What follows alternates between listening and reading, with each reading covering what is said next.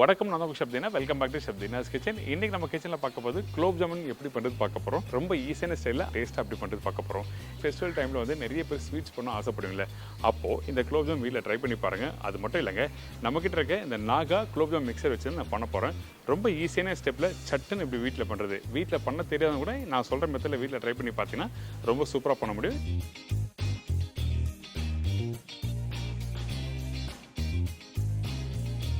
இப்போ இந்த ரெசிபிக்கு தேவையான பொருட்கள் என்னென்ன பார்த்தலாமா?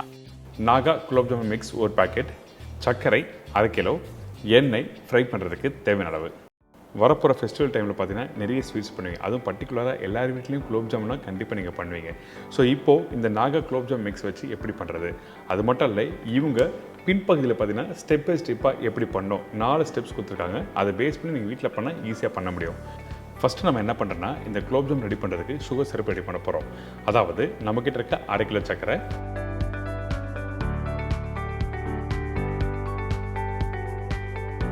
1/2 கிலோ சர்க்கரைக்கு 1/2 லிட்டர் தண்ணி யூஸ் பண்ண சொல்லியிருக்காங்க. அதனால தான் இந்த மெஷர்மெண்ட் சர்க்கரை யூஸ் பண்ணி உங்களுக்கு வாட்டர் சொல்கிறேன்.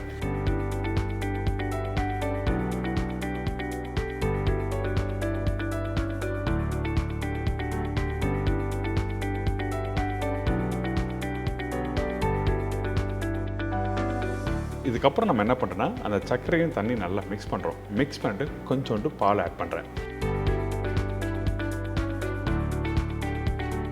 எதுக்காக இந்த பால் யூஸ் பண்ணிக்கிட்டோன்னா, அந்த சர்க்கரையில் இருக்க அழுக்கெல்லாம் போக்குறதுக்காக நம்ம என்ன பண்ணுறோம், கொஞ்சம் பால் ஊற்றி கொதிக்க விடுறோம்.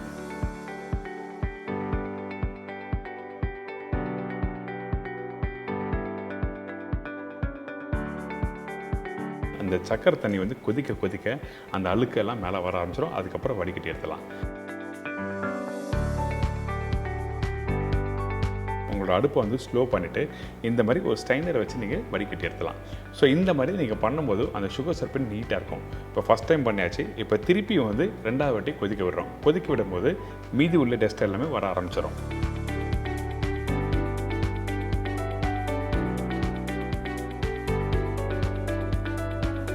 இந்த மாதிரி தான் எப்பவுமே நீங்கள் வீட்டில் சுகர் சிரப் ரெடி பண்ணி பண்ணுற ரெசிபிக்கு வந்து கண்டிப்பாக க்ளீன் பண்ணிவிட்டு பண்ணணும். இப்போ இந்த சுகர் சிரப்பு க்ளீன் ஆகிடுச்சு. இதுக்கப்புறம் நம்ம என்ன பண்ணுறோம், நல்லா மிக்ஸ் பண்ணுங்கள். மிக்ஸ் பண்ணி முடித்த பிறகு இதோட டெக்ஸ்சர் எப்படின்னு சொல்லி நம்ம பார்க்க போகிறோம். அதுவும் பர்டிகுலராக இந்த சுகர் சிரப்பு நீங்கள் கையில் எடுத்து பார்த்தீங்கன்னா கொஞ்சம் வளவளப்பு தன்மை இருக்கணும். ரொம்ப கெட்டியாகவும் இருக்கக்கூடாது, ரொம்ப தண்ணியாக கூடாது. நீங்கள் கரெக்டாக ஒரு 7லேருந்து 8 நிமிஷம் கழித்து நீங்கள் பார்த்தீங்கன்னா இந்த சுகர் சிரப்பு ரெடியாக இருக்கும்.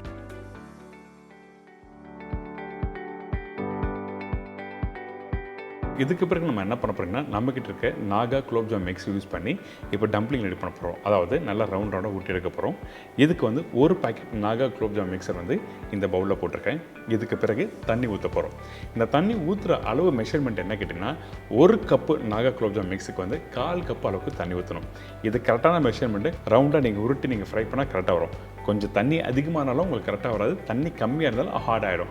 ஸோ இந்த மாதிரிலாம் ப்ராப்ளம் வராமல் இருக்க தான் இவங்க என்ன பண்ணுறாங்கன்னா, கரெக்டாக அந்த வாட்டரோட மெஷர்மெண்ட்டை கொடுத்துருக்காங்க. அதுக்கப்புறம் நீங்கள் மிக்ஸ் பண்ணும்போது ரொம்ப அழுத்தி மிக்ஸ் பண்ணக்கூடாது, மெதுவாக நீங்கள் மிக்ஸ் பண்ணணும். மிக்ஸ் பண்ண கரெக்டாக உங்களுக்கு சேர்ந்து வரும். அழுத்தி மிக்ஸ் பண்ணக்கூடாது, அதே டைமில் சாஃப்டாக மிக்ஸ் பண்ணணும். இதுக்கு பிறகு எடுத்து பார்த்தீங்கன்னா இந்த மாதிரி டோ ரெடியாக இருக்கும். அதுக்கு பிறகு உங்களுக்கு என்ன சைஸில் வேணுமோ ரவுண்டாக நீங்கள் ரோல் பண்ணி எடுத்துக்கலாம்.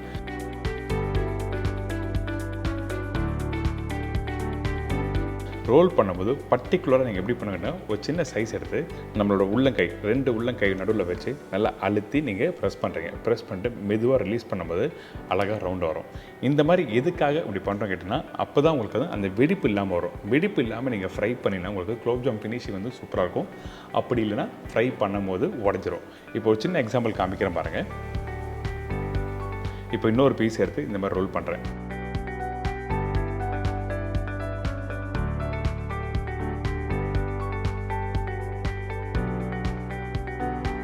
ரோல் பண்ணும்போது கரெக்டாக நீங்கள் ரோல் பண்ணலன்னா இந்த மாதிரி உடஞ்ச மாதிரி இருக்குது பார்த்தீங்களா, அதாவது வெடிப்பு அந்த மாதிரி இருக்கும். இந்த மாதிரி இருந்ததுன்னா கண்டிப்பாக நீங்கள் ஃப்ரை பண்ணும்போது உடஞ்சிரும். அதுக்காக தான் நல்லா அழுத்தி மெதுவாக ரிலீஸ் பண்ணால் உங்களுக்கு ப்ராப்பரான ஷேப் கிடைக்கும்.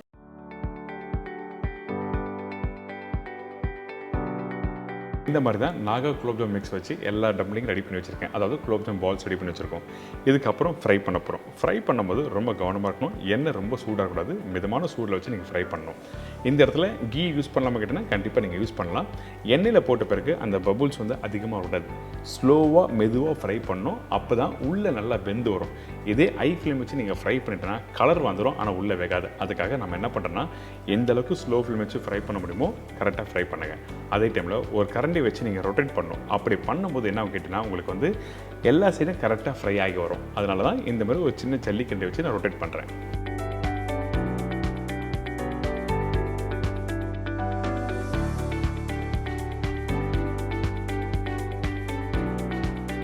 இப்போ ஓரளவுக்கு நல்லா ரெடி ஆகிட்டு வந்திருக்கு. இன்னும் கொஞ்சம் லைட்டாக கலர் மாறணும். இந்த மாதிரி கலர் டெக்ஸ்டர் வந்த பிறகு நம்ம என்ன பண்ணுறோன்னா அந்த எண்ணெயிலேருந்து கரெக்டாக எடுத்துருங்க. எடுத்த பிறகு ஏற்கனவே ரெடி பண்ணி வச்சுருக்கேன் இந்த குலோப்ஜாம் சிரப்பில் வந்து இந்த ஃப்ரை பண்ணி வச்சுருக்கேன் டம்ப்ளிங் போடுறோம். போட்ட பிறகு குறைஞ்சபட்சம் ஒரு 2லேருந்து 3 மணி நேரம் நல்லா ஊறணும். அதுக்கு பிறகு தான் வந்து இந்த ஜாமுன் நல்லா ஊறி இருக்கும். அதுக்கப்புறம் சாஃப்டாக இருக்கும்.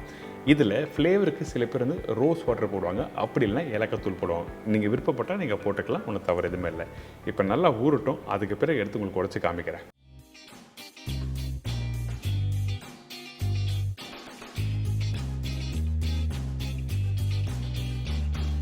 இப்போ பார்த்தீங்கன்னா நல்லா ஊறி இருக்குது. ஊற நீங்கள் போட்ட சைஸோட இன்னும் கொஞ்சம் பெரிய சைஸாக இருக்கும். இந்த மாதிரி ஊறின பிறகு எடுத்து பார்த்தீங்கன்னா இந்த ஜாமுன் நல்லா சாஃப்டாக இருக்கும். கண்டிப்பாக ட்ரை பண்ணி பாருங்கள். இன்றைக்கி நாகா குலோப்ஜாம் மிக்ஸ் வச்சு எப்படி ஒரு சூப்பரான ஸ்டைலில் பண்ணுறது. நிறைய பேருக்கு வீட்டில் பண்ணணும்னா ரொம்ப கஷ்டமாக இருக்கும். குலோப்ஜாம் சாஃப்டாக வராது. இந்த மாதிரி ப்ராப்ளம் ஃபேஸ் பண்ணியிருப்பேங்க. அந்த டைமில் நாகா குலோப்ஜாம் மிக்ஸ் வச்சு 4 ஈஸியான ஸ்டெப்பில் வச்சு சொல்லி கொடுத்துருக்காங்க. நானும் உங்களுக்கு பண்ணி காமிச்சிருக்கேன். ட்ரை பண்ணுங்கள், என்ஜாய் பண்ணுங்கள்.